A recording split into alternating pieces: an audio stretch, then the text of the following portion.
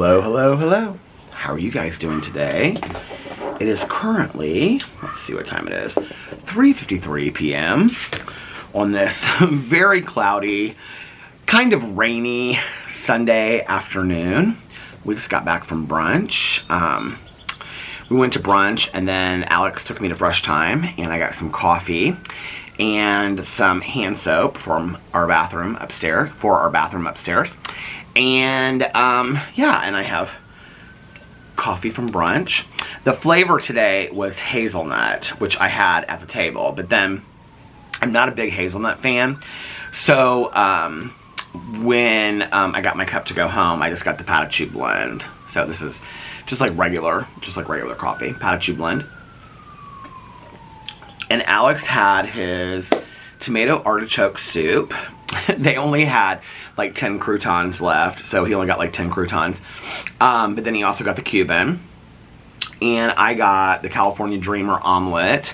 And an everything bagel toasted with melted butter on top of it and a side of cream cheese. And I literally ate like a third of my omelet and one half of the bagel. I brought a bagel and a half home with cream cheese on it for a snack later. I was so not hungry. I really, to be honest with you, I don't know why. I didn't even really eat a whole lot yesterday, so I'm not really sure why I'm not super hungry today, but I'm not. I am really, really, really tired. I feel kind of exhausted today and not great. The air quality in Indianapolis is like not good today, and it wasn't yesterday as well. And my allergies have just been like off the charts. I've been waking up like feeling really, really congested, like in my throat and my nose. And then I take my allergy medicine. Alex said he's been having to double up on his allergy medicine because the allergies have been so bad lately. So I don't know if maybe I need to do that.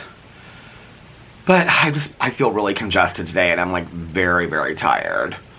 I have literally for like the last 6 weeks, I have filmed anywhere from like 3 to 5 videos a day. And I just keep on like pushing it through and I wake up and I'm like, oh, I'm gonna film this, I'm gonna film that, I'm gonna film this, I'm gonna film that, right? Which is why kind of like when I get to the vlog at the end of the day, why the vlogs have been shorter, because by the time I get to the vlog, I'm like so tired. I'm like, okay, I don't know. I mean, I don't know that I could talk for another, you know, like hour. I've been talking for like all these hours, right? And that's, you know, and then phone calls in between there and stuff like that. So today I am devoted. What's the song from Grease? Hopelessly devoted to you. Today I'm hopelessly devoted to the vlog squad out there, the vloggerinos, because I'm not filming any videos on my other channels. I was actually going to film a video on my Peterisms channel, but this is what will happen is, if I film one on my Peterisms channel, then I'll be like, oh, well, then I should also do a review. And then I'll do a review, and then I'll be like, oh, well, then I should also do a video for my drama channel. And then I'll do my vlog, because then that's like 4 videos that I've like, because I'll get like into the mode of like filming videos, you know? And then before I know it, it's like 8 or 9 o'clock at night. And so yeah, so I'm like, I just took Boo Radley out, and Alex is like going back to, he's gonna watch some TV shows in the bedroom upstairs while I'm vlogging, and I said, I'm gonna vlog now, and try to get a lengthier vlog, because I've been vlogging between like 20 and 40 minutes, and I said I'm gonna try to get a little bit of a lengthier vlog, and then I'm going to relax. We might go to a movie tonight, we haven't decided yet. He said something, he really wants to go see the Barbie movie, and so we might at like 7 o'clock go see the Barbie movie or something like that. We also have tons of Housewives to catch up on, so we might do that. And then also Big Brother is on tonight, so I will watch that at some point. Last night, what did we do last night? Oh, so we were supposed to go to this event last night. I think I vlogged about this actually yesterday, but we were supposed to go to this event last night. Alex came home, he wasn't feeling great, he was real tired. I actually thought he was gonna get up and end up going to it, and he didn't. He went to bed like really early yesterday. He like came home, I don't even know what time it was, like 4:30 or 5 or something like that. I talked about it yesterday in the vlog, so you guys can go back and check the time if you want. But he came home and he like laid down, and he got up about, I think it was like 9 or 9:30, and he like made a little snack to eat and was like watching some TV for like 15 minutes, and he's like, I'm going back to bed, I'm so tired. And he slept straight through the night. So I went upstairs and I lay down for like an hour and a half with he and Boo Radley. I think it was like at like, it was probably around that time, like 9:30 or 10. I slept only for like an hour. I slept from like 10 to 11, and then I got up, and I didn't even really like fall asleep like deeply or anything like that. I just kind of like laid there and like fell asleep for a couple minutes and woke up, fell asleep for a couple minutes and woke up. And so there's like bugs all around me. So anyway, did I say I fell asleep really deeply? I didn't fall asleep really deeply. I fell asleep for like an hour, but like I was like off and on, like I'd wake up and whatever, you know. So I came out here and did my prayers and meditations, talked to Tanya Jean, and then talked to some other people on the phone, and then I started listening to Low Country Boil. My plan had been to like film a video yesterday and then listen to like a half an hour of it, and then film a video and then listen to like a half an hour of it. That plan did not happen yesterday. I think I talked about that on my vlog yesterday. So I was like, okay, I need to like really like bolt some of this out as Low Country Boil, because I had like 2 hours left of it. So I literally sat here for 2 hours and I listened to Low Country Boil. And I finished the whole thing last night. It was really good. I gave it 4 out of 5 stars. I don't know that it was like the best cozy mystery that I've ever listened to. It's interesting because so many, I think maybe my expectations were really high for it, because so many people were like, oh my god, my neighbor across the street, she's like, I love that cozy mystery series. And so many people that read it were like, oh, I really, really liked it. It was okay. Like, I mean, it was good. I liked the main character, Liz, and stuff like that. The thing is like, I like cozies where there's a lot of eccentric characters and stuff like that. This was definitely more focused on the mystery. I have like a bagel that's like stuck in my back of my tongue. Anyway, this was definitely focused more on the mystery. And I was talking to Mel about it yesterday, because she's like on the 3rd book in the series, and I said, do like more eccentric characters come out? Because that's kind of like typical of a cozy mystery. And she's like, well, the 2nd book is kind of focused on an eccentric character, that's like kind of what the book is about. And she's like, but no, not really. I mean, I like the town that it takes place in, this island. I like some of the kind of like the small town aspects of it. There is food in it and things like that. It just, to me, it seems more of like a mystery than a cozy mystery. But that's just from having like read a lot of cozies and stuff like that. Usually cozy mysteries, I don't know, there's just like, there's stronger character development. And I thought the mystery was really good in this one. I think the mystery reminded me of the Misfortune series, because the mysteries are pretty like deep in those books. But like in the Misfortune books, I don't know if I'm like in love with the mystery or if I'm in love with the characters, because the characters are so intriguing to me that I fall in love with them. So anyway, but I finished it. It was good. It was, I gave it a 4 out of 5. I'm going to continue to listen to the series, but there are other series that I would rather read before, like, I mean, it's not like I read it. Now, I was, like, looking through my Audible last night, like, at books that I have to read. And, like, I have the new Dorinda Jones book and the Sunshine Vikram series to read. Like, I really want to read that. I started last night. I started it, and then I listened to, like, the first 2 words of it. And then I was like, no, I'm going to save this for tomorrow. The last Fortune Teller book, it's book 25. Fortune Teller. The last Misfortune book is book 25. It's called Fortune Teller. So I'm going to start that. Well, I started it last night, but I didn't listen to any of it, like 2 minutes of it. Or they just kind of do a recap of it. So I'm going to start listening to that tonight.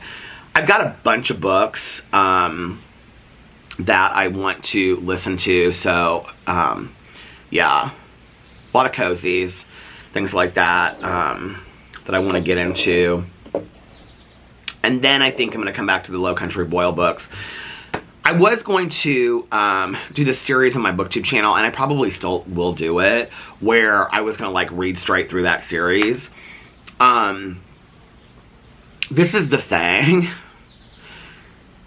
I don't know that, like, I loved the series that much, like, the first book in the series, that, like, I don't, usually when I read like the first book in a cozy series, like with the Campers and Criminals books, like I cannot wait to get to the next one. Like the Misfortune books, I couldn't wait to get to the next one. Low Country Boil I thought was good, but it's not like I finished it and I was like, oh my god, I can't wait to read the next one. Like I'm so in love with these characters. I didn't feel like that at all. Like I thought it was a good mystery. I thought it was good, but like with the Josh Lanyon books, the Scrabble or whatever it's called, like I felt like that with those books. The Maddie Day ones that take place in southern Indiana, I felt like that with those. Oh, the Christmas Tree Farm ones by Jacqueline Frost, which somebody just messaged me and said there's a new one coming out, which I'm so excited about. I think she's under a new publisher, which is why it's been so long for a new one to come out. Like those, I couldn't wait to read the next one, right? This one, it was good, but it wasn't like, I was so in love with the characters that, I know I'm rambling about this.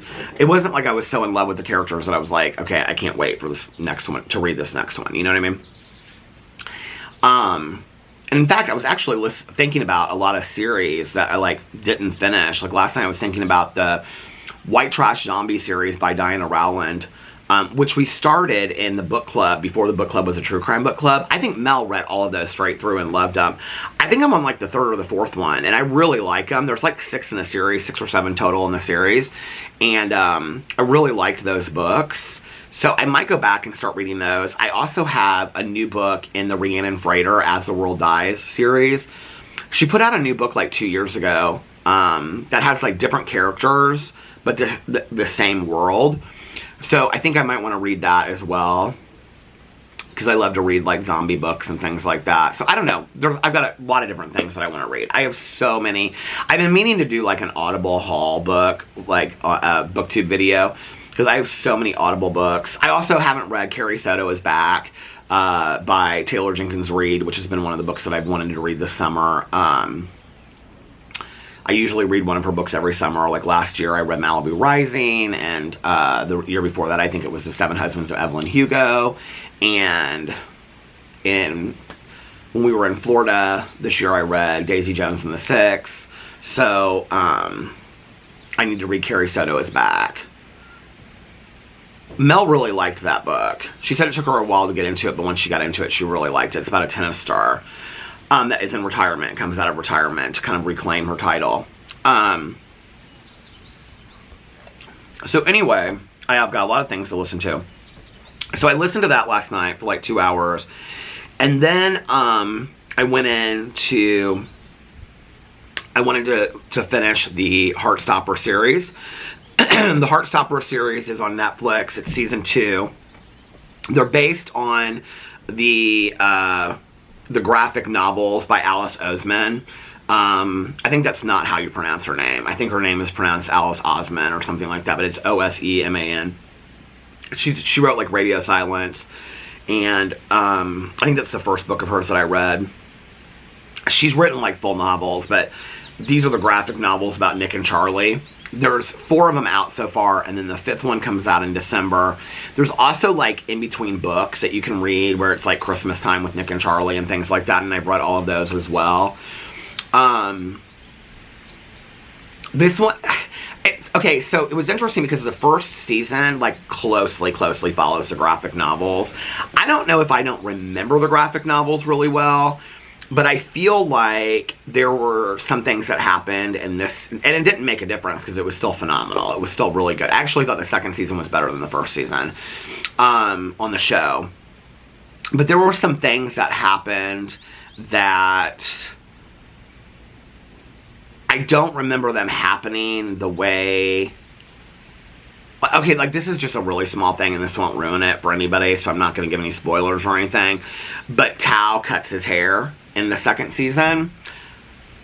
I'm like almost positive, and I could like pull out my graphic novels and look, but I'm almost positive Tao has, because he wears like a hat and he has his hair like, it goes up like that. I feel like he has his hair all the way through all the graphic novels, and there's a reason why he cuts his hair in the second season.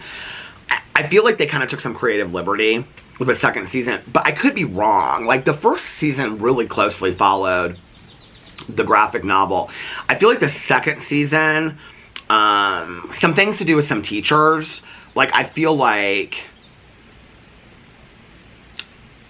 like a relationship with teachers. I feel like that relationship was already founded in the graphic novels, and it kind of develops in the show. So it was kind of like, okay, I'm confused about that one. I could be wrong about that. To be honest with you, it's been a couple years since I've read them, so I don't really remember that greatly. But it's still, they're still fantastic. They go on this Paris, like, summer trip, which is very similar, I think, to, well, it's supposed to be for them to, like, practice their, like, French. But it's very similar to, like, the 7th grade, 8th grade trip to Washington, D.C. in the United States, I think. But I remember it being different in the book, or in the graphic novels, than it was, like, in the show. Is that a train? Is it the fair train? The fair train is I don't think the fair train runs anymore, but we used to have a fair train here that would run and, like, take people to the state fair, because the state fair is going on right now. I usually get real sad about the state fair. I'm like, God, I want to go to the state fair. This year I don't really feel like that. Melissa and Jason go to the state fair all the time. Melissa loves the food at the state fair. She, like, took a picture and she was, like, eating a cob of corn. And my mom and I, like, do you ever feel like some things kind of, like, run their course? My mom and I used to always go to the fair. And I went there as a little kid. We would go visit my cousins on my dad's side that were, like, showing animals. My mom was really close with my aunt on that side, and so we would go to the fair. And then as I grew up, like, not so much in high school, but, like, I'm like, did I go in high school? I don't really remember.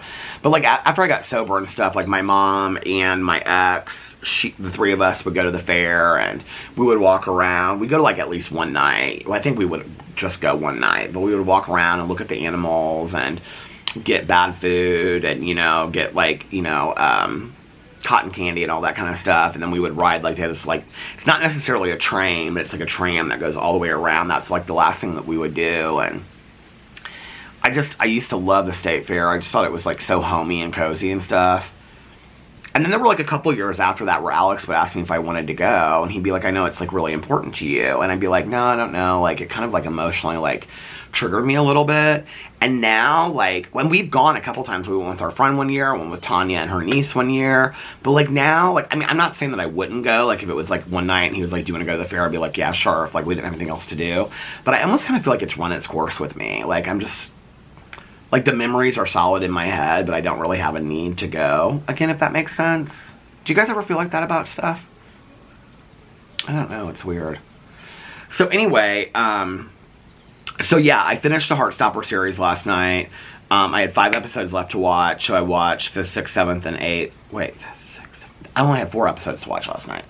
So I watched those 4 episodes last night, and it was really good. Now I know what happens in the 3rd book, the 3rd graphic novel. I don't actually know which graphic novel it happens in, but they start setting it up at the end of the 2nd season. So I have to believe there's going to be a 3rd season of this show. I can't imagine there wouldn't be. You know, it was interesting when I was watching it last night. Like, I said this in my vlog yesterday, but, like, if shows or books like this had existed when I was growing up and I was, like, so struggling inside, I think I probably would have come out sooner than I did. You know, it was a different world.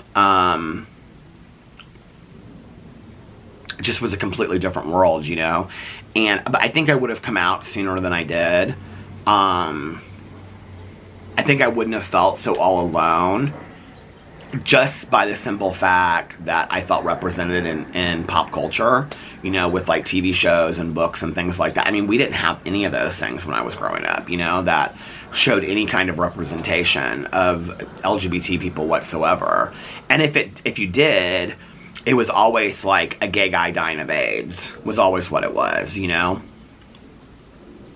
It was never, like, positive representation of, like, a group of gay teenagers hanging out and having fun, you know? Or, like, I don't know, it just was, like, I think one thing that the show talks about that's important is they talk a lot about bullying as far as, like, coming out. And it's interesting to me, and I think it's important, you know, that, you know, it's 2023. I came out in 1990. And so, what, 33 years ago I came out, and the summer, 23 years ago. It came out on my birthday in June 29th. And they talk a lot about how Charlie is bullied when he is outed at his school. And I mean, I feel like we've taken a lot of steps backward in the world in just the last couple years. But I also believe that, like, those innate feelings that people have, like, are feelings that they've either always had. It's not like because of things that have happened in the last couple years, they've just come out, you know? And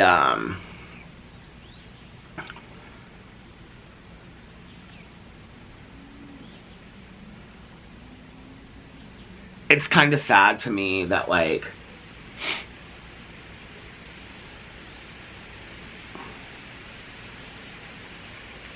when I look at my, okay, I don't really know how to say this. When I look at, like, my journey of coming out and, like, all that's happened. I mean, I can remember Ellen coming out on the, you know, on the TV show, and, you know, Neil Patrick Harris and all these people, you know, like, and then us starting to have, like, movies and TV shows. Like, I remember when that movie Jeffrey came out, and there were a lot of AIDS movies back in the day, like Longtime Companion and all of those movies. But, like, I can remember when, like, you know, you would start having, like, a gay character on a reality show, like the Real World or something, right? And we started seeing representation, and, like, here it is 2023, and it's like there's representation everywhere. It's like nothing to say that you're gay, right, today. But the reality is that homophobia and transphobia still exist and are still huge, right? Like, and they talk about it in the show, and I think it's really, really important. And there was a part where Charlie says, he says something like it's 2022 or 2023, and you would think that things are so different, but they're really not. And I almost kind of think he's, like, speaking to the older generation at that point, you know, and it's like, I don't know.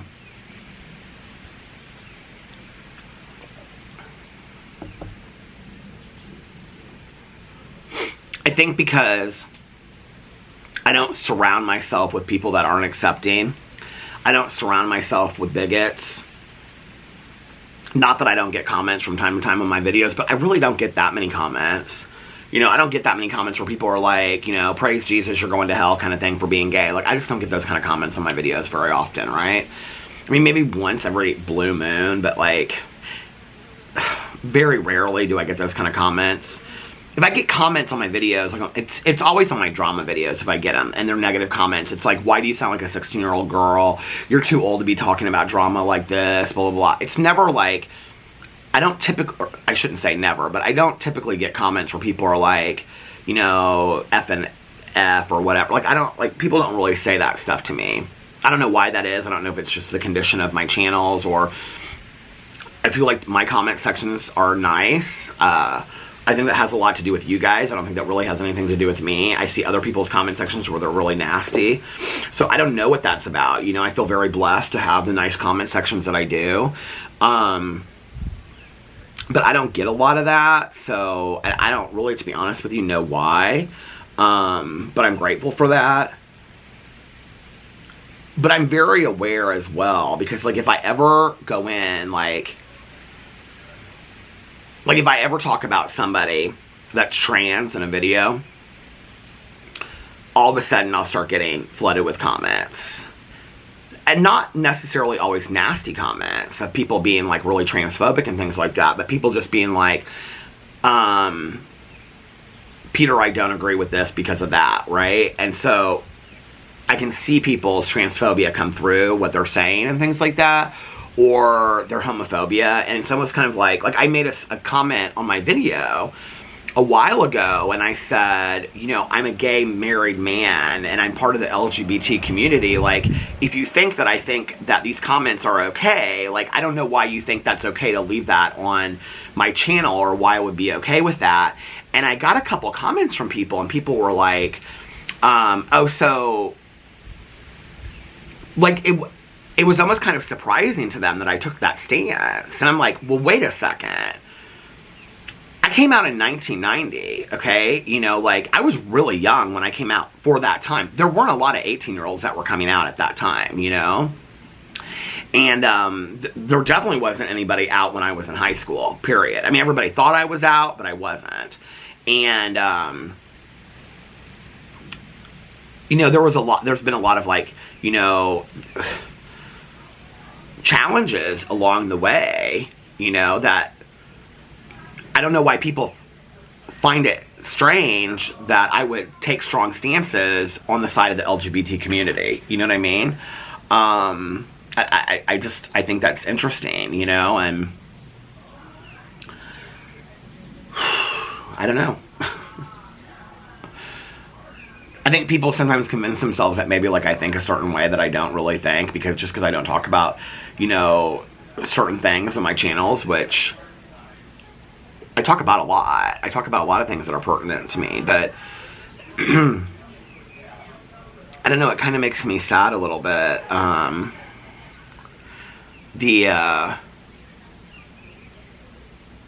feel like there's a big group of people walking down the street. I can hear them all.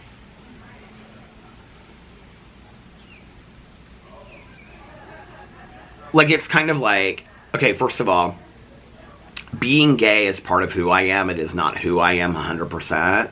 But at the same time, it's like there are people out there that will say, like, I love you, Peter, but, like, I'm not supportive of the LGBT community, and so I just kind of have to look past that. Like, how do you look past that with me?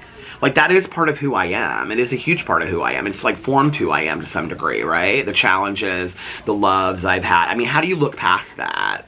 You know, so I don't, like, to me, that's, like, interesting comment. I mean, I don't get that comment very often, but I've had it a few times. I don't know, like, so do you just think that those belief systems that I have, those things that are important to me, like, that they don't mean anything to you? Like, you just look past all of that?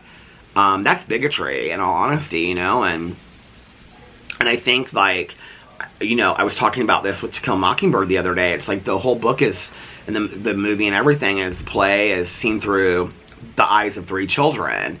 And that's a very divisive move on the part, you know, it's a very contrived move on the part of Harper Lee. Because basically what she's saying is that children are innocent until they're taught otherwise.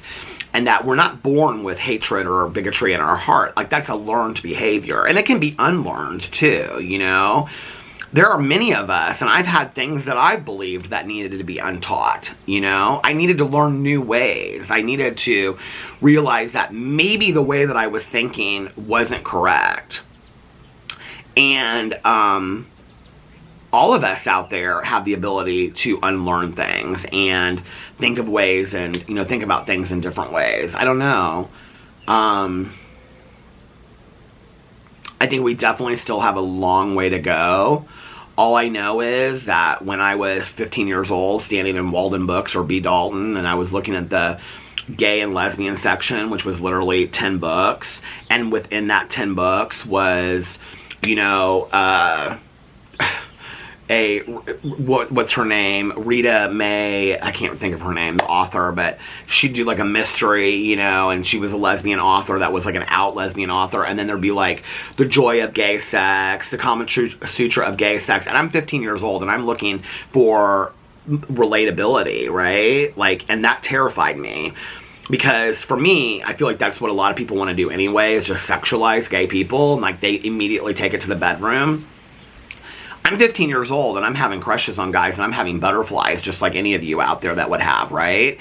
That wasn't a sexual thing for me. It was a romantic feeling inside. It was butterflies. It was excitement about a crush that I had. And I wanted to see that somewhere, and not 15 years old standing in a bookstore looking at these books that, like, and it almost kind of made something dirty about it to me, right?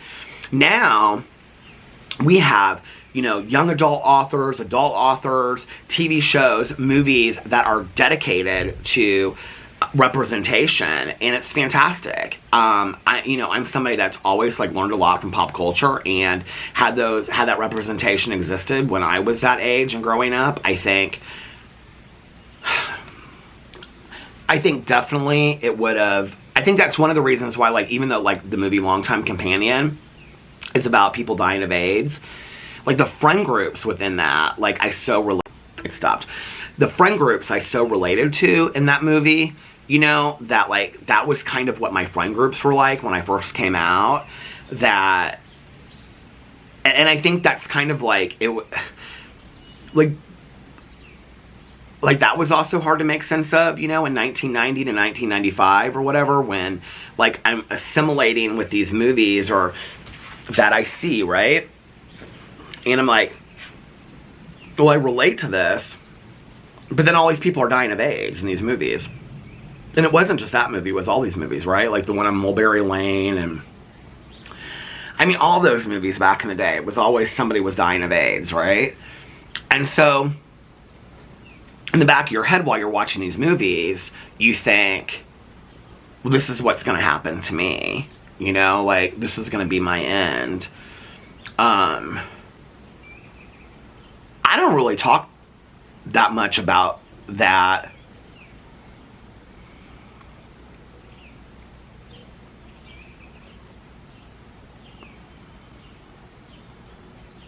It was a scary time, you know? It was a really scary time to be gay and to be out.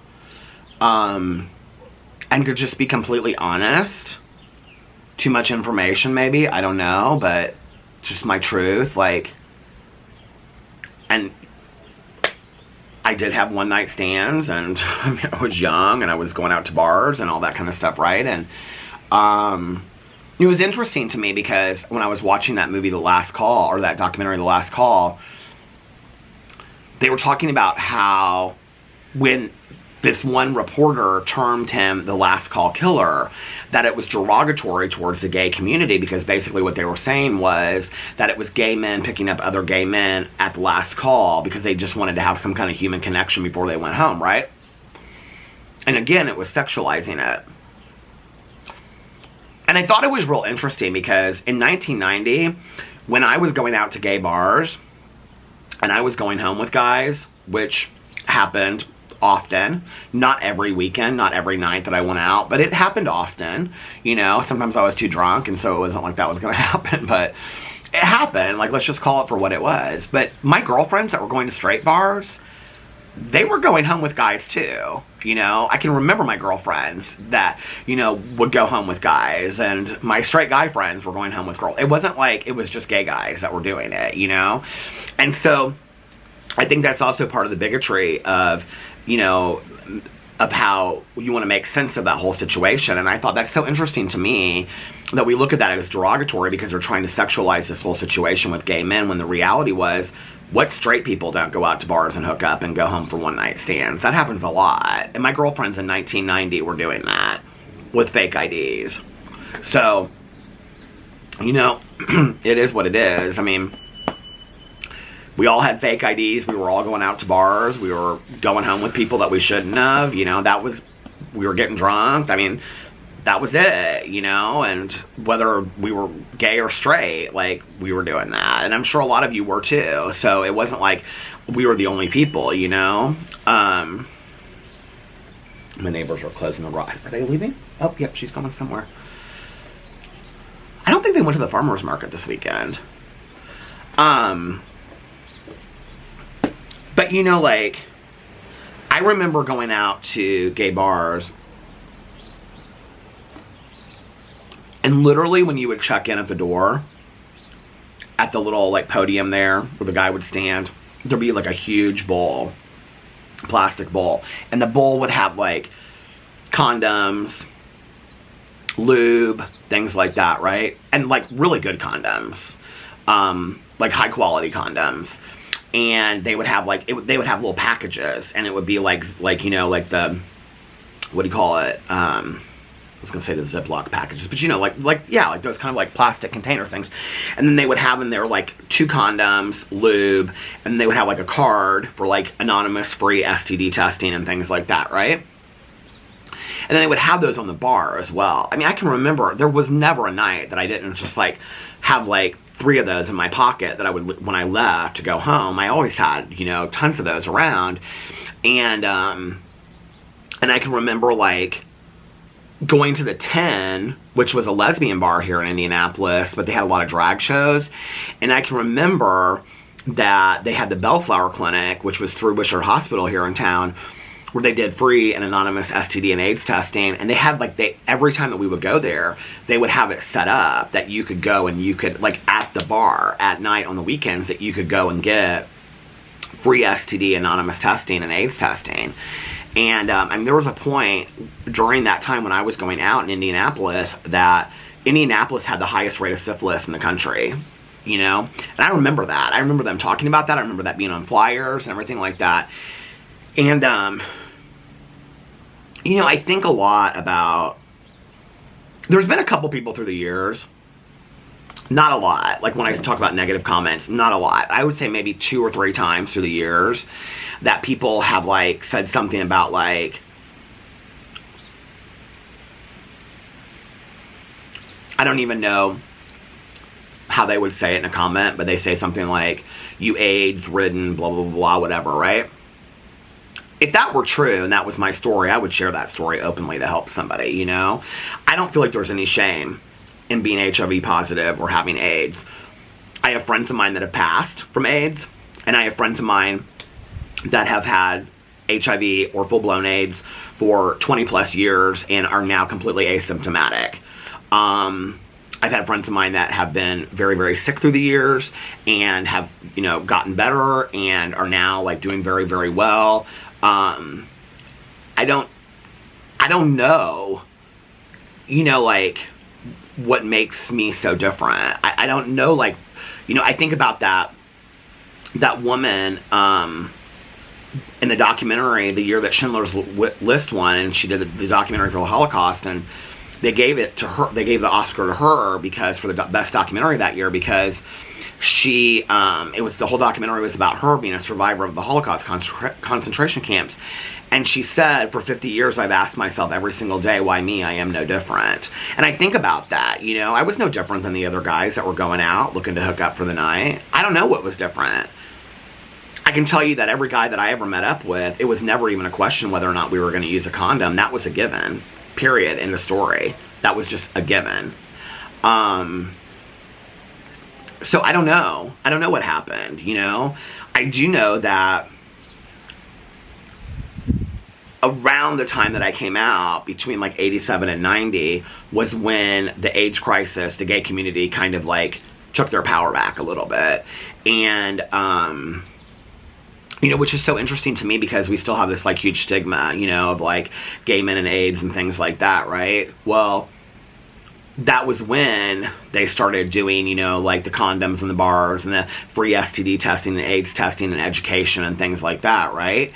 And, whatever. And I think that to some degree the LGBT community was forced to come together. I mean, we don't often talk about this, but like lesbians were some of our biggest allies that were not being affected by the AIDS crisis except for their friends that were gay, right? But like they were some of our hugest, biggest allies that were marching for us, that were educating people, that were working in the AIDS crisis centers and things like that, right? And so when you think about that, I think as a community at that time, the LGBT community came together through the AIDS crisis, and I lived that period, you know, and I can remember that there really wasn't any division.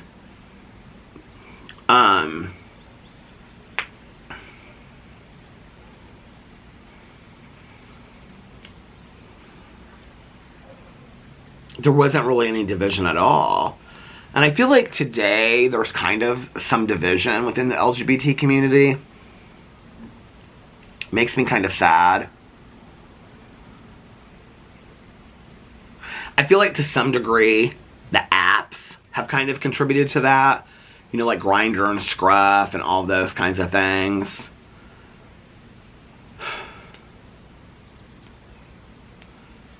You know, bars back in the day were safe places for us to meet and congregate. That was where we felt comfortable. It was where we felt like-minded. And I don't know as much in big cities. They probably still do go out a lot, but like in smaller cities, like in Indianapolis and stuff like that, I just don't think people really go out that much anymore. And so, when we talked to a friend of ours years ago that owned like a gay bar restaurant downtown, and he said like he doesn't even, like, he's not open past like 10 or 11 o'clock at night because there's no point. He was like, you know, people come here for dinner, but like they're not hanging out after that, he goes, because they're all getting on the apps. And, you know, somebody can go out to dinner and they can like be out with dinner with their girlfriends, but they can hook up on Grindr and like and get their, you know, their needs met and whatever, but then they don't have to be on that, you know. And that wasn't what it was about for us back then. It was like about being part of a community and whatever, you know. And I don't know.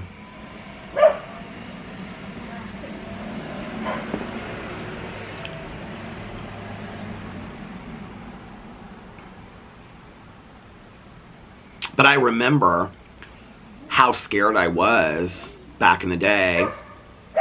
And after every one night stand, I can remember, you know, like, even, you know,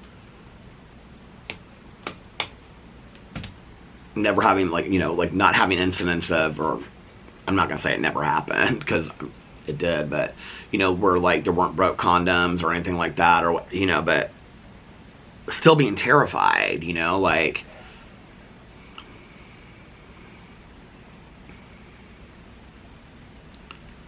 I can remember a lot of conversations about people with like heterosexual friends of mine, you know, where they would say, oh, she's on birth control or whatever, and we'd say, okay, like, and this was like, I think where the attitude came from the gay community, okay, but what about herpes, or what about syphilis, or what about chlamydia, like, you know, or what about AIDS, you know, oh no, that's not going to happen to us, and whatever. It was a scary time, it really was.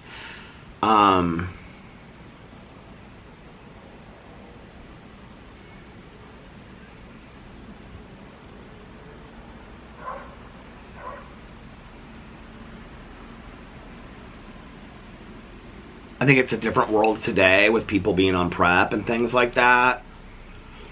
I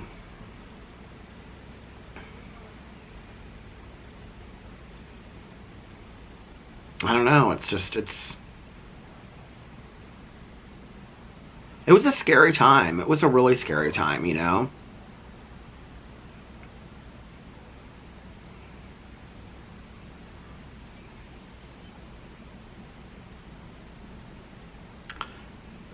I feel like I knew so many people at the time that contracted HIV and AIDS, and like I said, like many of them are still here today. I feel like I just kind of thought it was inevitable that it would happen to me. Like, I wasn't careless about it, but I didn't really know anybody else that was being careless about it either. At least they weren't talking about it if they were, you know, if they were having unprotected sex and things like that. Like, I didn't know that. I can tell you I wasn't. And I don't ever remember anybody... I don't remember ever, like, hooking up with somebody, or, like, even if it wasn't, like, just a one-night stand, even if it was, like, a date, you know, like, and, or we dated for a little while, I don't remember it ever being a question. Like, I just remember it always being a given. And I'm talking, like,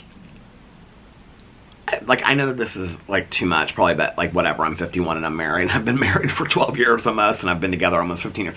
I mean, I can remember, like, oral being, like, with a condom. Like, I mean, I don't remember it ever even being a question. I just remember it being a given, you know? Like, it wasn't like, should we use it was like, here's the condoms, you know what I mean? Like, so... I don't know who wasn't. I don't know if, like, accidents weren't happening and condoms were breaking, or, you know, condoms are not 100% foolproof and things like that. I do know that, you know, and we were very educated on all that kind of stuff back in the day. I don't know. I think I sometimes forget how scary it really was for me. And, you know, then, so I'm in high school, and then junior high going into high school, and I'm coming into my own secretly, having crushes on people that I can't talk about with anybody. And I don't have any representation in books, TV shows, or movies. And I'm drinking, and I'm drugging, and I'm drinking, and I'm drugging to kind of, like, subdue all of that. And then I come out when I turn 18, and I get a fake ID, and I'm immediately in the bars at 18 years old, meeting people that are, you know, I mean, a lot of the people were my age that I hung out with, but there were people that were much older too, you know, and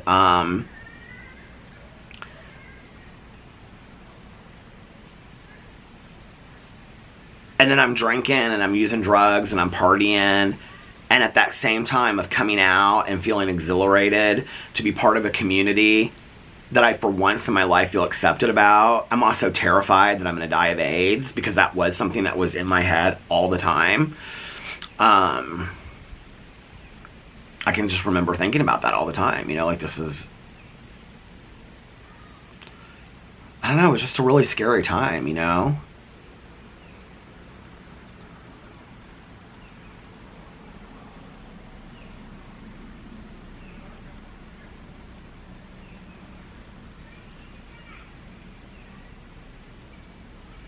I guess that's why it's kind of confusing for me when people take such issues with, like, marriage equality and things like that. I'm like,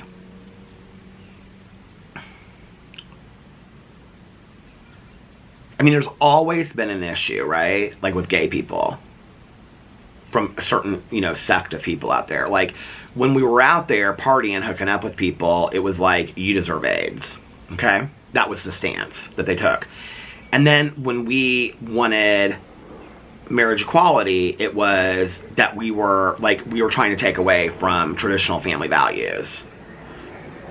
You know, and then, I mean, it just goes on and on and on, right?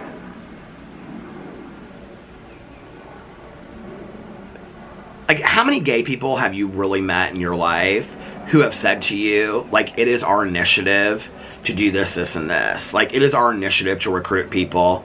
It is our initiative to, like, live the most sinful world that we can possibly live. Or is it that we just want what everybody else has? Is it that we've tried to make our world, like, when I look back on going out to gay bars where I felt comfortable for the first time and wanting to hook up with guys, that was what my girlfriends had been doing for 4 years before, right? And I wanted to feel that for once, you know. And when I wanted to get into monogamous long-term relationships, which I always did ever since I was 18 years old, it was because I wanted what other people around me had. You know, when I got married, it was because I wanted to be in a committed long-term relationship that other people had. So is it that we're trying to infiltrate the system, or is it that we just want what everybody else has? We're just trying to normalize our lives of what everybody else takes for granted. You know, for those of you out there that are straight, like, did you really think what a big deal it was that you could get married, or that you could go out to a bar and hook up with somebody? And, I mean, I'm sure there are some of you out there that had the same fears as me, but did all of you go out to bars, and every time you went out to a bar and you kissed somebody in a bar, you thought, okay, am I getting AIDS because of this? Because you didn't know, because you were terrified? You know, I mean, like,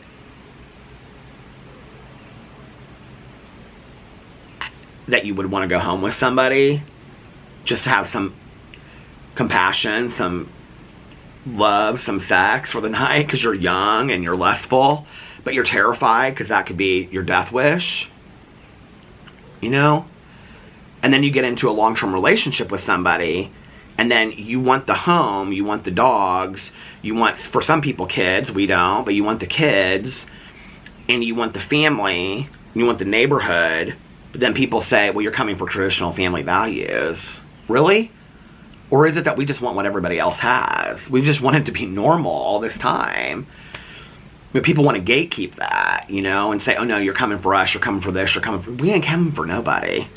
I've never once in my life ever thought, like, I'm coming for this person's traditional family values, or I'm trying to recruit this person, or I'm trying to take this person away, or I've never thought that. I've never thought, like, I'm going to ruin this person's traditional family values. I've never thought that.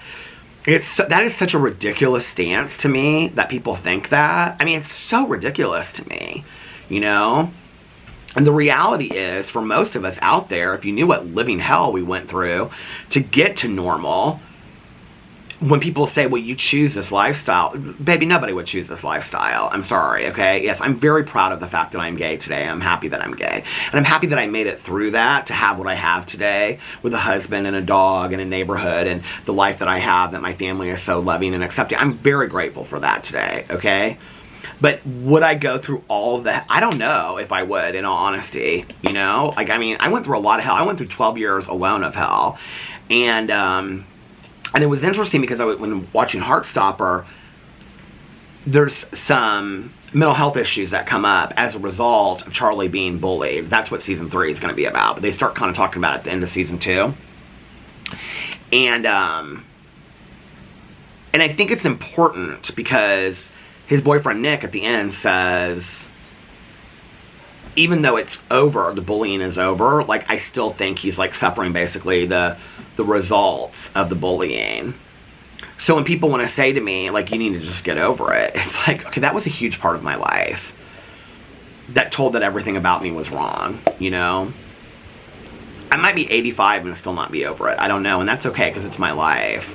I don't really love that term, over it, anyway. You know, I hope that I can learn from it and grow from it, and I think I have. But it was a big part of my life. I was terrified to go to school every single day. You know, and then you think about that, okay, as a gay person, from kindergarten to senior year, I'm living in fear of going to school. And the summers with my friends, I'm fearful of being outed and being found out. I come out and I'm going to a gay bar and I'm fearful of dying of AIDS. And then I get a committed relationship and I'm fearful of being bashed or killed or having people take away my rights or me not having any rights. You know? And you have to remember that much of this time was when we had sodomy laws in the state of Indiana and other states, most states, right? And I can remember us having conversations. I had friends of mine that were fired from jobs for being gay. Like, literally, they were fired from jobs for being gay. I mean, we're not that far away from that, you know? And in many states, you still can be. I think that's why it was so surprising to me watching Last Call when they were talking about the gay panic defense. And people were like, and there's 38 states, Indiana is one of them, where you can use that defense basically to get out of killing somebody that's part of the LGBT community. And the majority of trans people of color that are murdered, which is one of the highest rates of people that are killed in our country on a regular basis, which is so scary. And not just trans people of color, but trans people in general, you know, are in so much danger. But definitely trans people of color. And the major defense against those killings is the gay panic defense. And that's still an applicable defense that people are using. Wow. Baffling to me. Are you telling me that if that were the situation with heterosexual people, that this country would not be going crazy? Are you telling me that? Like, seriously? But we want to act like we've come so far.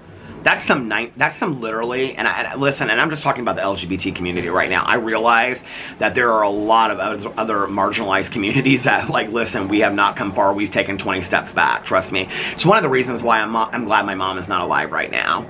I'm very happy that she's not alive right now for certain reasons, because I think that she would be very sad about some things, about the way that women are treated in our country right now, the way that the black community is treated in our country right now, and definitely how the LGBT community is treated right now in our country.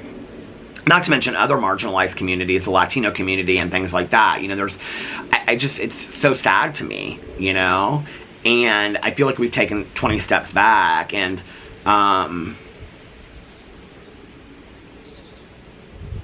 I don't know what people are so threatened by. You know, like, that's what's crazy to me. It's like, the people that are causing the harm are the ones that are, like, so threatened by all these marginalized communities. And it's like, we're not coming for you. We're not. I mean, I can only speak for my community, but I'm assuming it's the same for other people. We just want to be treated fairly with human rights. It's really no deeper than that, you know? Why you think that you deserve more human rights than somebody else that's part of a marginalized community, whether they're part of the Black community, the Latino Hispanic community, whether they're women, whether they're trans, whether they're gay, whether they're lesbian, bisexual, whatever. If you think that you deserve more human rights than that person, or better housing, or better financial status, that says a lot about who you are as a person. That you think that you're, because I don't know how you were born, or because you were born into a certain body or a certain privilege, that says a lot about who you are as a person. I wasn't born that way. I wasn't grown up to be taught that way, you know, and it makes me sad. And like I said, like, that's one reason that I am glad that my mom is not here today, because I think a lot of the things that are going on in the world right now, my mom just would not be able to conceptualize. It would break her heart. She just would not understand it. And I'm not so sure what everybody is so threatened by. I'm really not. Like, when you just break it down to basics, it's really just, I don't know.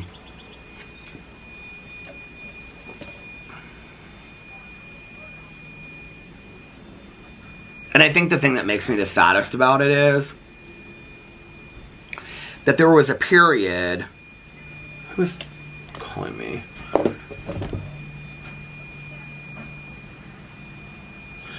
There was a period where in our country, I felt like a lot of communities, I experienced this, you know.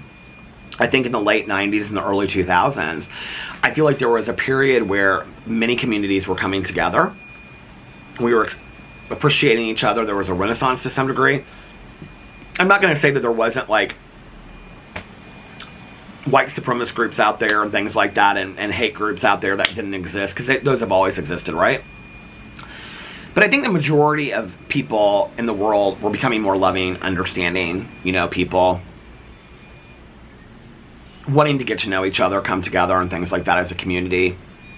And stuff started to happen, you know, politically, religiously, whatever. A lot of things started to happen. And it's like we've become, I think, out of a need for safety, we've almost become separatist, where communities are segregating again, you know, where it's like, and I get it, you know, I do. Like, a lot of LGBT people only feel comfortable around LGBT people. A lot of people in the Black community only feel comfortable with people in the Black community. A lot of people that are Latino Hispanic only feel comfortable with people that are Latino Hispanic. You know, I understand that.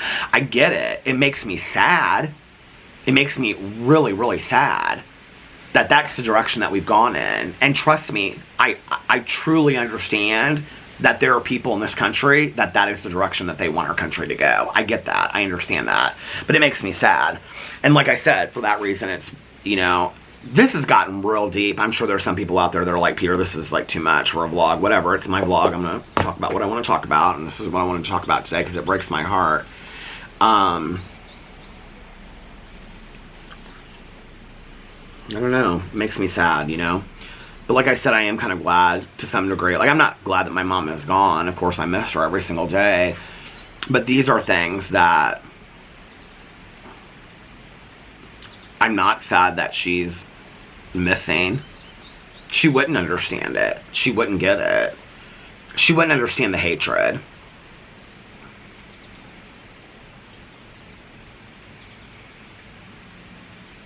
You know, like when somebody speaks a foreign language to you? This is what I mean by she doesn't understand it.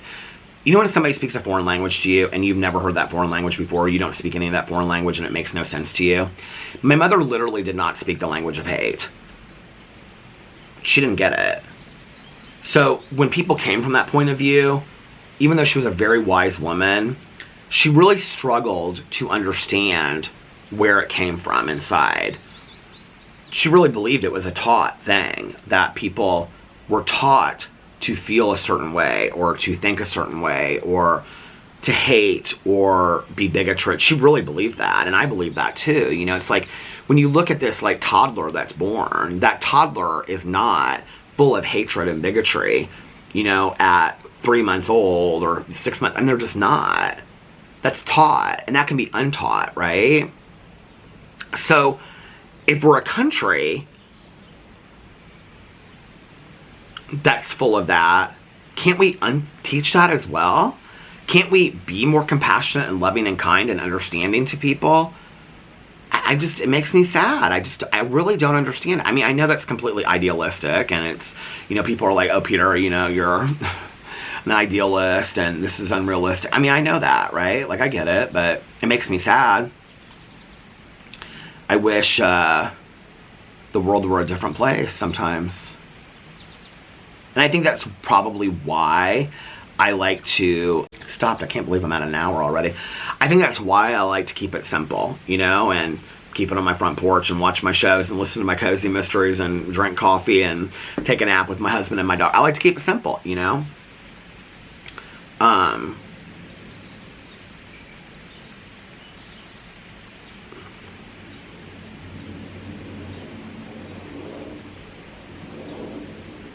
fought a lot in my 20s.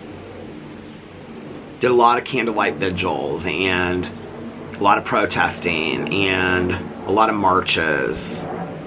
Did a lot of that kind of stuff.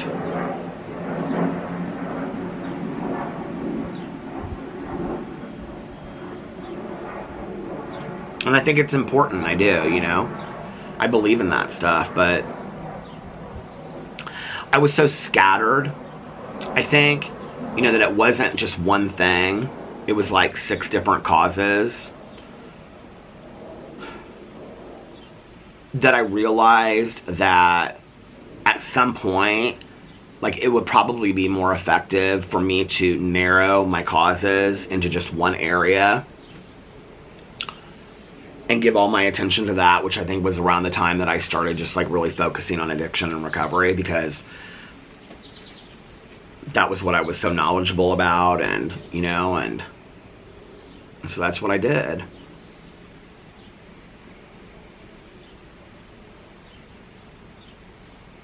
I'm proud of the people that are still out there fighting the good fight every single day. I think one way for us to do that is to be good representation, good role models of the communities that we're part of, you know, and like, that's why it's important for me to be a good role model, you know, and, you know, like, that's why in talking about recovery and addiction and things like that, like, it's important for me to plant that seed and talk about that, you know, like,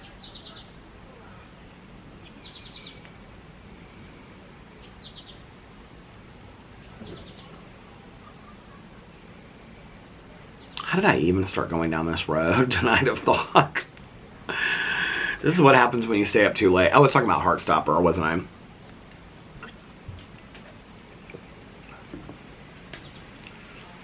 I know that there are a lot of kids out there that are still bullied. I know that there are a lot of kids out there that their homes are not accepting, and they don't feel safe to come out. I know there are a lot of kids that are turning to drugs and alcohol because of their feelings inside of being part of the LGBT community and not understanding that, and they're self-harming and things like that. I know that. But I also have to believe that there are a few out there, probably more than a few, that have good friend groups and go to accepting schools and aren't bullied horribly, that come from accepting homes and get to watch these TV shows and read these graphic novels and books and have the experience that I was not able to have when I was growing up. I hope so, you know, like, I hope there's, you know, some kid out there that gets to go to college and major in musical theater if they want, you know, and double major in medicine and musical theater, you know, and live their high school dream and go to prom with their boyfriend or girlfriend or whatever, you know.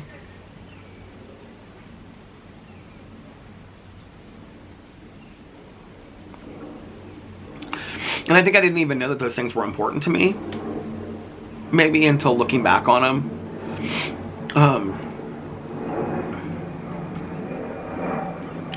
And that's where I feel like all of the work that's been done even 40, 50 years before me, before I ever came out, you know, with all the protesting and everything that happened, Stonewall and all the other people out there that fought, you know, for our rights and things like that in the gay civil rights movement. All for maybe that one kid out there, you know, that gets to have this, like, really incredible life. Maybe just for him or her, you know.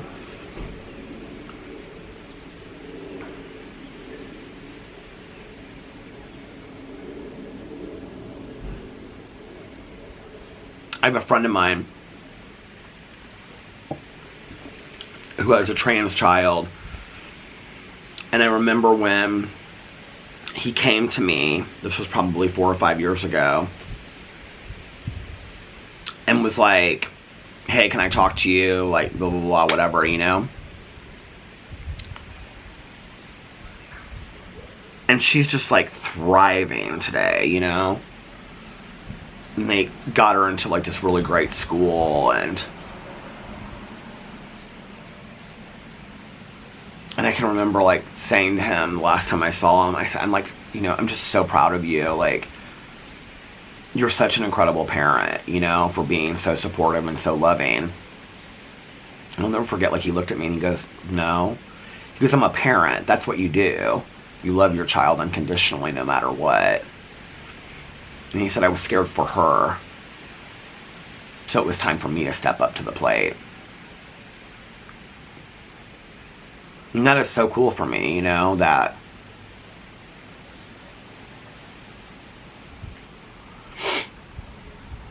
there are kids out there, there are adults out there that are thriving, you know, that there are adults that are coming out at my age for the first time in their life are able to live full lives, you know, and be in relationships and live their dream and things like that. And I think that's cool.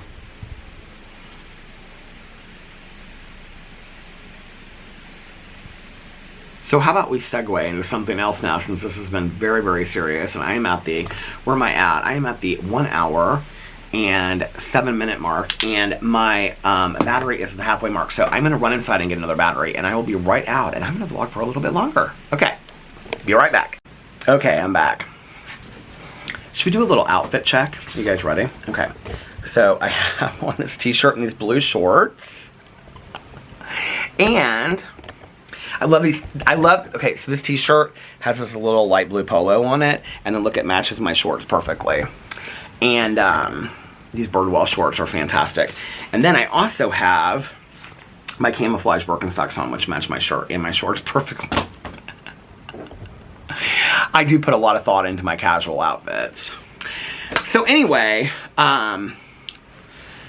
when I went inside, like, Alex is upstairs, got the TV blasting. I thought he was going to sleep or something, but he's got his TV blasting. And I said, what are you watching? He's watching some show called Good Trouble. I don't know what it's about, but he found it, and he, like, really likes this show. So he's watching the show, but, and then I'm going to vlog for just a little bit longer, and then I think I'm going to lay down. That woman was straight up picking her nose while she was driving down. She was like this, looking at me. Pick a winner, as my mom used to always say.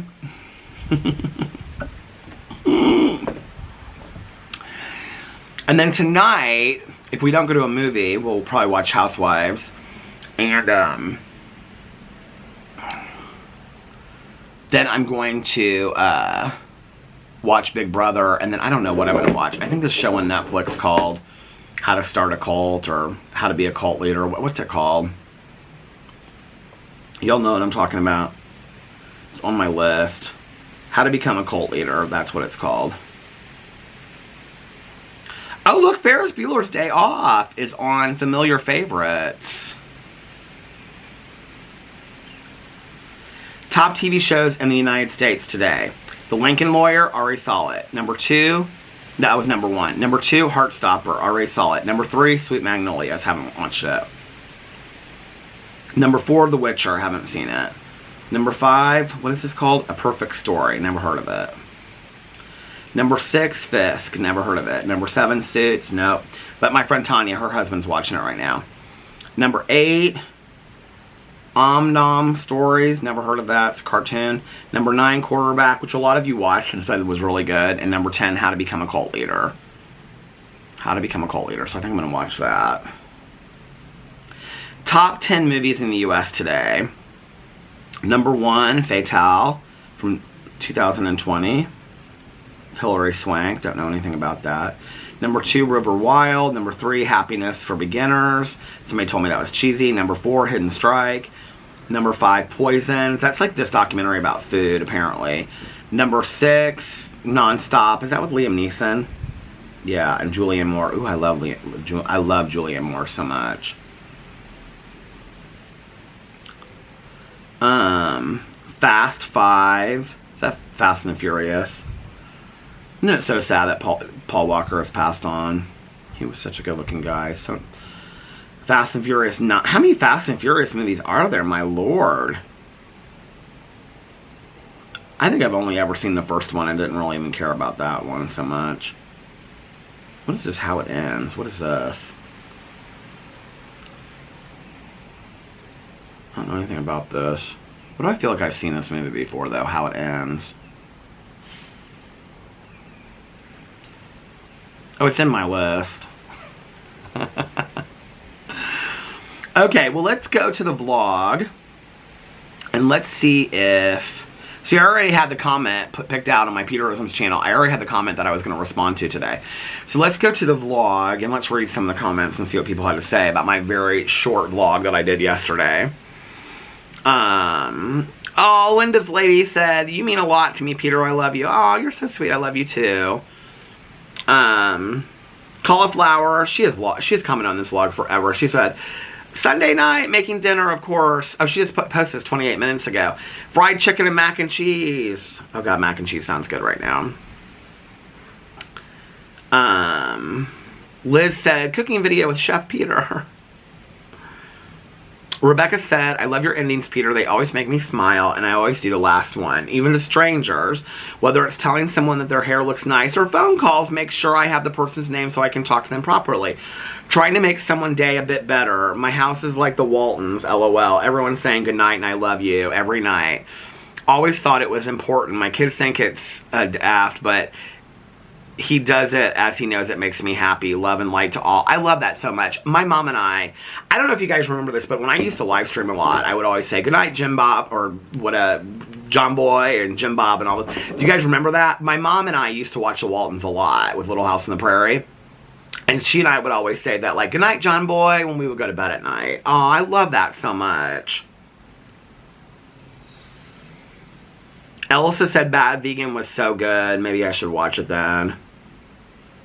Jojo said, "Please don't apologize. Get some rest. Take time off you need." Oh, you're so sweet.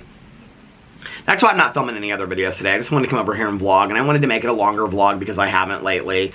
So I wanted to do something a little bit longer.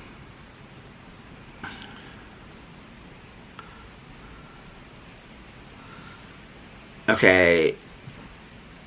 I don't know how to pronounce her name, but it's like yes something. My 13-year-old Jane, yes, really, she loves when you call her on your videos. Go always say, "Hello, Jane." Finished watching Heartstopper Season 2 for the second time already yesterday. We love it at our house. She even saves up to buy duplicates of the books with alternate covers. Oh, I didn't know they had alternate covers. Tanat said, "Get some rest."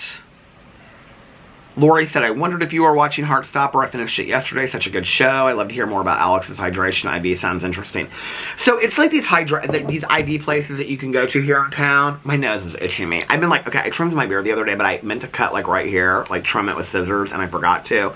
And so these like are long right here, and then they like itch my nose. But anyway, so you go in and you can get IVs. It's kind of like, I think, if this is, I understand it correctly, you know how like when you go into get smoothies and you can get like the extra pumps of like Immune or those kinds. Okay, so you go in and you get IV. He always gets the hydration one, but like there's different ones you can get, like immunity IVs. There's all different kinds of IVs. Anyway, he swears by them. I don't really know that I think that there's much of a difference to it. Oh my god, this is so funny. Stacy said, I started a new show on Prime last night, The Lost Flowers of Alice Hart. Really enjoying it. It has Sigourney Weaver and takes place in Australia. Okay, so Tanya just told me yesterday that she started watching it and she's in love with it. She's like, I think we're going to find out that she killed somebody. I think that's her backstory or something. I said, oh, okay.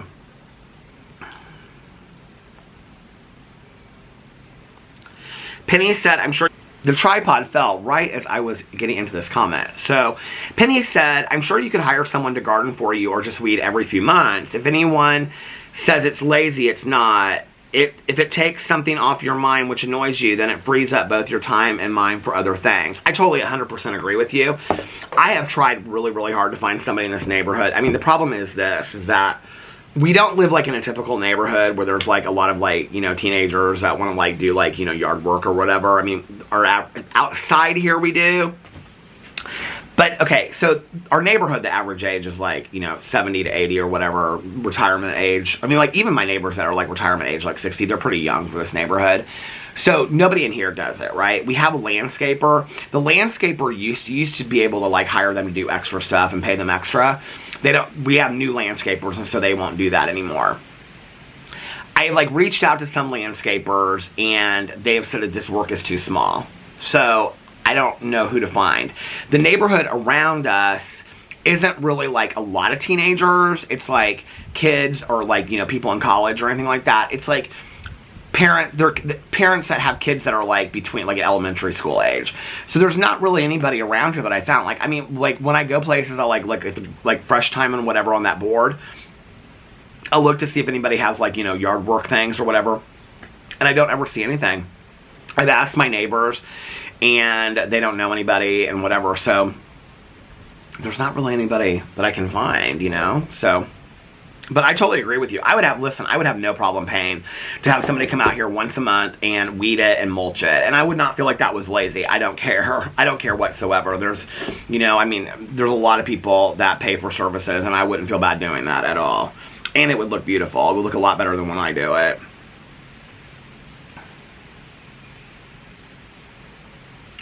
Deborah said, hi, Peter. I hope you get rested up. I still totally agree with my family growing up. Naps being a necessity. Just a thought. Maybe one of your neighbors knows of somebody that to be hired to do the weeding. Like I said, I asked them all. Nobody wants to do it. I'm so sad.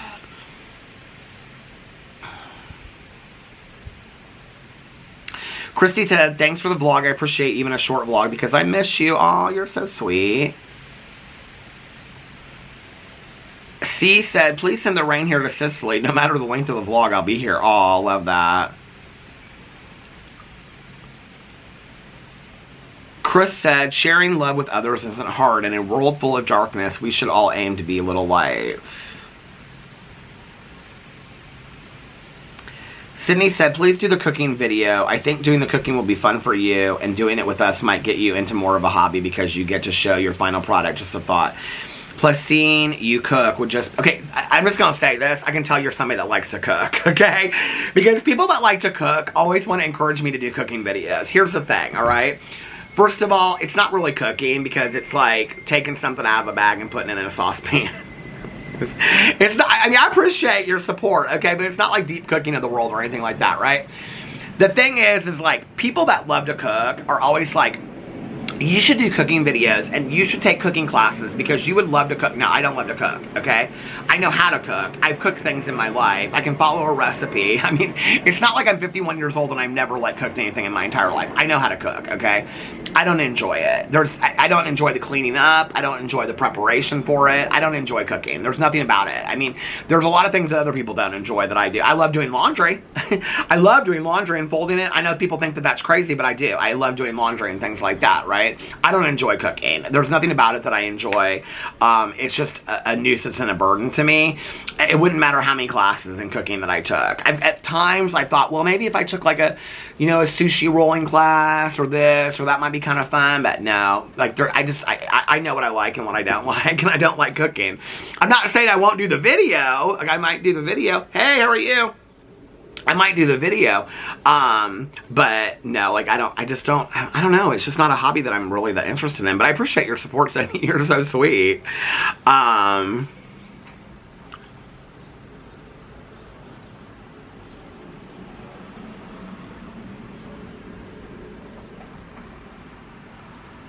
Julie said, I watched the first episode of How to Be a Cult Leader. I wasn't into it. And Julie, I have to say, this is kind of my fear of starting it. And Sydney, I hope you don't think that I'm coming for you on that comment. I thought your comment was very sweet. I just want you to know that. And anybody else that says I should do cooking videos, because there was another comment on here that I skipped by. No, like, I appreciate you guys commenting that and supporting that. Like, I take it with a grain of salt, okay? I'm just telling you all right now, like, I don't enjoy cooking. I mean, it's kind of like a known fact for people in my life. But I appreciate the support, and I hope that you didn't, I mean, I was kind of being joking about that. I hope that you didn't take that offensively at all. Oh,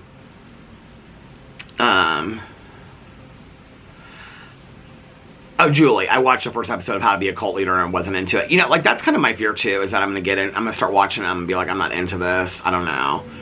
But I don't have a whole lot else to watch, so...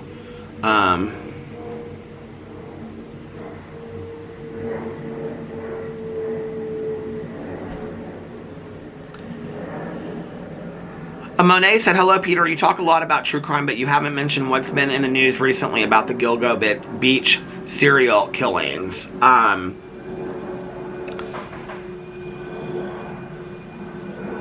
To be honest with you, okay, so we read the book.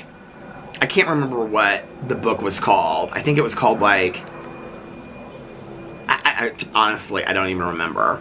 And I also watched part of the documentary about it.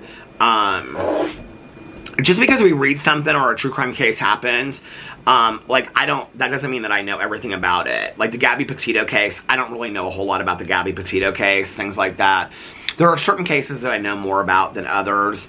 I do know that they arrested a suspect, or they arrested the person in the Gilgo Beach killings, and that his family is, like, embarrassed and ashamed, and it's like, we cannot even believe this, and things like that.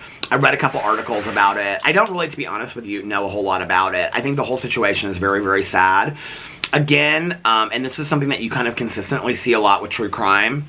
The tripod fell again. You guys, this is probably means I need to get off this video. But anyway, I was saying, I want to finish this up, that, you know, there's a lot of stigma that goes along with, like, when you read a lot about these true crime cases or watch the documentaries, you know, and there are certain cases that get a lot of attention and certain cases that don't. And, you know, like when I was talking about the last call killer and that it was gay men, and at that time they were stigmatized, right? Especially the one that was a sex worker and things like that. And so he was stigmatized, and so they weren't really looking into it as much. Well, when you look at this situation, a lot of them were sex workers. And so when you watch a documentary and you read the books and things like that, there wasn't a huge police investigation into it. They didn't care that much because of them being sex workers. And you see that a lot, like time and time again with these true crime cases, right? Is that people that are in marginalized communities or people that are sex workers and things like that, that there's not as much attention paid to it because there's almost kind of like this attitude like they deserved it. And it's so sad, you know? But I don't know a whole lot about that case other than we read the book. But I think we read the book like 2 years ago. So yeah. And I just watched a documentary not too long ago about it. That was before they caught him, though.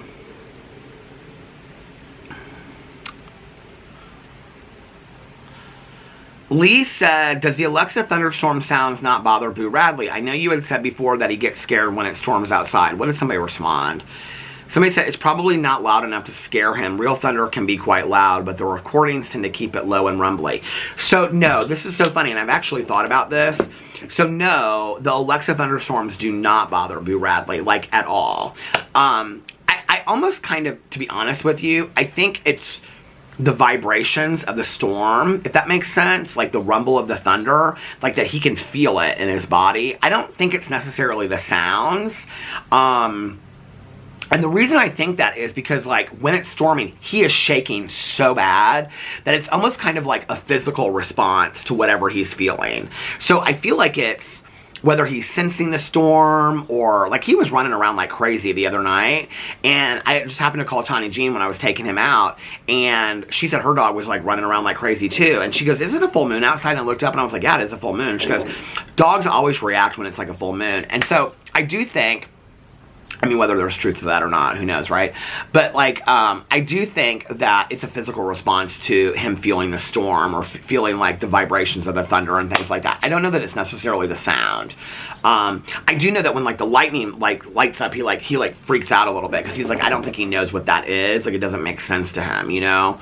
And, it's very sweet, though, in all honesty, because that, this little guy, you know, like, I mean, he's going to be 14 years old in September, and he doesn't understand storms. Like, there's something very sweet to me about that, right? Like, when the sky lights up with lightning, he, like, doesn't know where that comes from. I mean, it just makes you think about, like, how small his world is, and that he just loves his dads and loves to sleep and go outside and smell the grass and, you know, interact with the neighbor dogs and take a nap and eat food and have treats. Like, that's how small his life is, right? You know, like, there's something very sweet and innocent about that to me, about dogs. And, yeah, I love that so much. So, I mean, I don't love the fact that he gets scared about storms, but, the innocence of not understanding what a storm is, like, even on that level, to me, is, like, it makes me sad that he gets scared, obviously. I don't want him scared, right? But, like, the innocence of that is sweet to me, you know?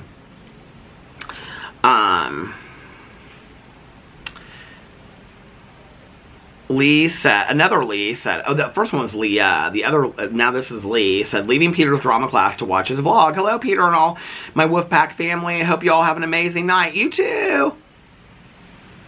Jessica said, sending love. Hey, Jessica, sending you love.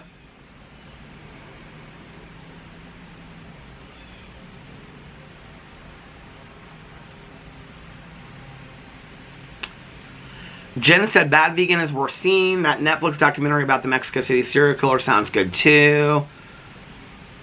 And she also said, hats look really good. Thank you. Oh, this is when I had Boo Radley on the coat in the other room.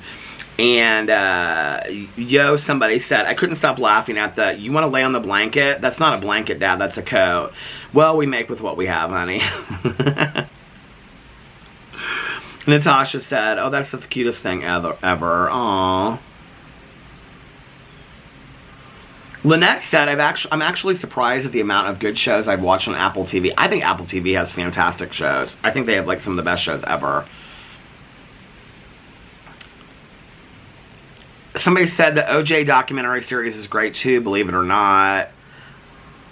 I feel like I watched it in real time when it happened, and I feel like I've read so many articles and watched so much about it that I'm kind of like, I'm not really that interested in it. And also and somebody else commented, Samantha commented about the Gypsy Rose ones are so good. I have no interest in that case whatsoever. I think it's just really kind of bizarre and very sad. Tia said, I wish I looked good in baseball trucker hats. It definitely takes a certain face shape, and I don't have it. Haha, you do, though. Thank you so much. You know what's so funny, and I'll end on this one. Hey, Tia, how are you? Tia always is so good about commenting. So thank you, Tia, and thank you to everybody else for all your comments. I have to tell you what is so funny about it is I did not wear hats for a very long time, like, you know, when I was younger, because I thought I looked so bad in hats. And I can remember, like, friends of mine would have hats, and I was like, and more like the baseball cap kind of thing that they would wear, you know, that was, like, real popular back in the day. And I would be like, I mean, I would wear hats from time to time, but not very often. And I'd be like, God, I wish I looked good in a hat. It wasn't until I started wearing actual, like, trucker hat type hats that I felt like that they fit my head. But like a cap does not look good on my hat. Like I bought Alex a cap from Louis Vuitton for his birthday, and it looked so cute on him. But like it wouldn't look good on me at all. Like it's too tight on my head and stuff. I have to have kind of like one that's like, I actually, when I'm like I'll like wear a hat that's kind of like sits up on top of my head, and you can kind of see my hair a little bit. Like I don't wear it all the way down, like unless I'm like filming and things like that. So, and a lot of times I don't wear a hat at all, but when your hair looks like this, you gotta do something, you know what I'm saying? Anyway, you guys listen, I have vlogged for a while now, so, over an hour tonight. This was a good one. Got her done, get her done.